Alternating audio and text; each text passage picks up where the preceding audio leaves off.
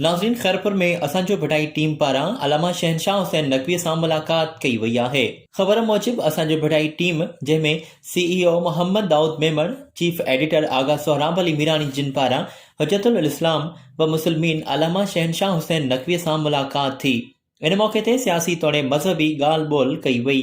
अलामा शहनशाह हुसैन नकवी असंजो भटाई ऑर्गेनाइज़ेशन जे कम जी साराह कंदे असंजो भटाई इख़बार, मैगज़ीन ऐं वेब चैनल शुरू करण ते मुबारकबाद ॾींदे ऐं हर मुमकिन सहकार करण जो पिणु चयो। असंजो भटाई प्लेटफॉर्म तां इंसान ज़ात जी बका वास्ते जिदोजहद करण लाइ दुआऊं पिणु ॾिनियूं ऐं सान्याहमंदनि खे असंजो भटाई ऑर्गेनाइज़ेशन सां ताउन करण जी अपील पिणु कई। इन मौक़े ते असंजो भटाई चीफ ऑर्गेनाइज़र मोहम्मद दाऊद मेमण अलामा शहनशाह हुसैन नकवी खे पंहिंजा तर्जुमा ऐं तरतीब ॾिनल रिसाला दीवाने फरीद ऐं सामीअ जा सुलूक तोहफ़े तौर पेश कया, जंहिं ते अलामा साहब दाऊद मेमण लाइ नेक ख़्वाहिशुनि जो इज़हार कयो। इन मौक़े ते ब्यूरो चीफ रतोदेरो मंसूर अली सुहाग पिणु मौजूदु हुयो।